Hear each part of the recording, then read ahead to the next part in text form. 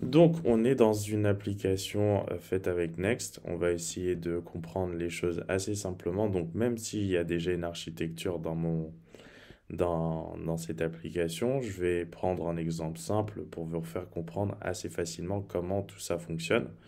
Donc, comme je vous l'ai dit, par défaut, on a un server-side rendering, server-side rendering, server-side rendering by default. Donc, si on veut changer ça, on est obligé d'utiliser if we want a change, on est obligé d'utiliser use et client. Mais pour l'instant, on va pas le faire. Donc, je vais juste diminuer ça. Désolé pour le bruit. J'ai mis, donc comme vous pouvez le voir, j'ai importé un style. Donc, comme vous allez le voir, alors ça ressemble à une feuille de style habituelle.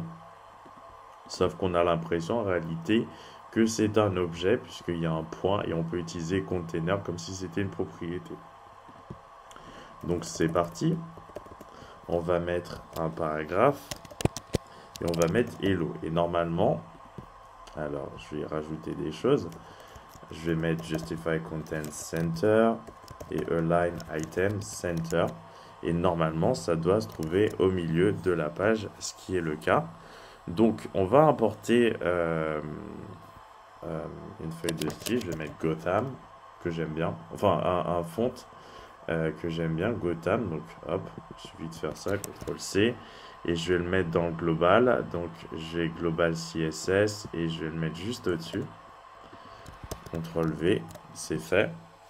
Et maintenant, je vais aller donner à ce container, enfin à ce container, et même à tout, j'aurais pu tous les mettre en Gotham, bon c'est pas grave.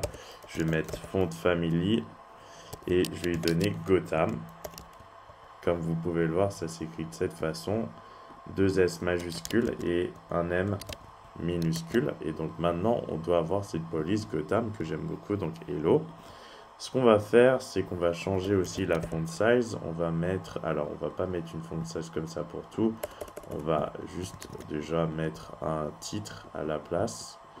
Un header, hop, header fort. Donc apparemment ça ne fonctionne pas.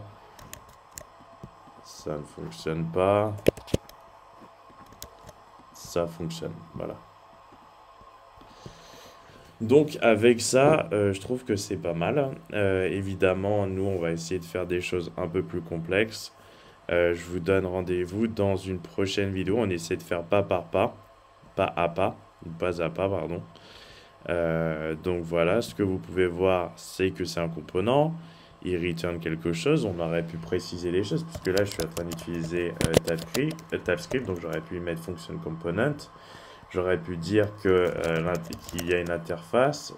Et je mets i products, props, comme si effectivement il y avait un composant component parent qui allait passer des informations à un composant enfant et qui allait effectivement être utilisé par ce component enfant. Donc on peut écrire les choses de cette façon, c'est tout aussi valable. Ensuite, étant donné que j'utilise un server-side rendering, je ne pourrais pas utiliser des événements. Donc ça, c'est un peu gênant. On verra ça par la suite. Donc voilà, au moins, si vous savez écrire les choses de cette façon, n'oubliez pas l'export default.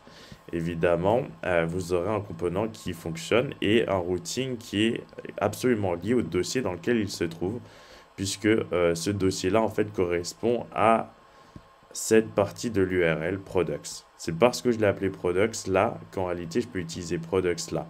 Si je l'avais appelé banane, j'aurais dû utiliser banane pour avoir accès à cette page. Donc c'est plutôt cool. Le routing est assez facile à faire. On n'a pas besoin de faire un fichier routing, etc. Donc voilà.